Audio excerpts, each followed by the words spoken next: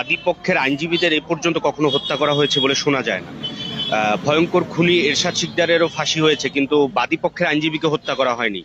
এর আগেও জঙ্গি যারা ছিল, বাংলা ভাই, শায়েখ আব্দুর রহমান, এদেরও যখন ফাঁসি হয়েছে, এদের কোনো অনুসারী কোনো পাবলিক প্রসিকিউটরকে হত্যা করেনি। এটা খুব বিরল এবং নজিরবিহীন ঘটনা যে বাংলাদেশের মতো একটা জায়গায় যেখানে আইএস এর জঙ্গিরাও পাবলিক প্রসিকিউটরদের হত্যা করে নেই, সেই জায়গায় এই ইসকনের জঙ্গিরা একজন পাবলিক প্রসিকিউটর, যার মূল ভূমিকায় কালকে চিন্ময় জঙ্গি জেলে ঢুকেছে, সেই জঙ্গিটার যারা অনুসারী তারা এই পাবলিক প্রসিকিউটর, উনি নব্য পাবলিক প্রসিকিউটর নিযুক্ত হয়েছেন এবং 18 সালের আইনজীবী, তাকে হত্যা করা হয়েছে। এর কোনো নজির নাই।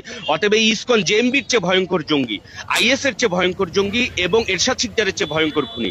সুতরাং এই ইসকনকে ইমিডিয়েটলি আমাদের স্বাধীনতা সার্বভৌমত্বের প্রয়োজনে নিষিদ্ধ করা প্রয়োজন।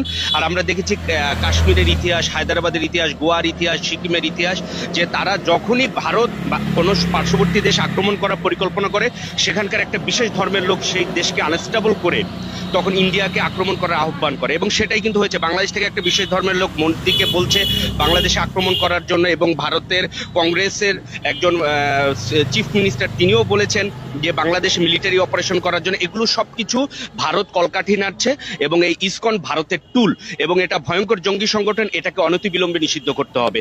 এবং আপনারা কালকে দেখেছেন আদালতে ত্রিশূল, দেশীয় অস্ত্রশস্ত্র নিয়ে ঢুকেছে, এরকম নজিরও কোথাও নাই।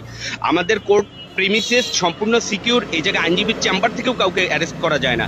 আপনারা দেখবেন যে শহীদ কাদের মোল্লা সাহেবকে যখন, কামরুজ্জামান মোল্লাকে যখন আদালতের ভিতরে ছিল, ডিবি পুলিশও তাকে অ্যারেস্ট করেনি সাবেক সরকারের আমলে। তার বিরুদ্ধে যুদ্ধ অপরাধের কথিত অভিযোগ ছিল, কিন্তু সে যখন কোর্ট প্রিমিসেসের বাইরে গিয়েছে তারপরে তাকে অ্যারেস্ট করা হয়েছে।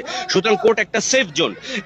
এই ইসকনের জঙ্গিরা কোর্টের এরিয়ার ভিতরে ঢুকে ত্রিশূল, দেশীয় অস্ত্র নিয়ে এসেছে, আইনজীবীদেরকে হামলা করেছে, এবং তাকে হামলা করেছে যে মূল চিন্ময়ের বিরুদ্ধে আদালতে রাষ্ট্রপক্ষের পক্ষে কথা বলেছে। এবং এটা একটা সুপরিকল্পিত হত্যাকাণ্ড, কারণ প্রবীর চন্দ্র ধর বা পল নামে একজন ব্যক্তি তার নাম মেনশন করে সুপরিকল্পিতভাবে উস্কানি দিয়েছে। সুতরাং আমরা 24 ঘন্টার ভিতরে এদের গ্রেফতার পূর্বক আমরা ন্যায় বিচার চাই এবং আইনজীবী সুরক্ষা আইন চাই।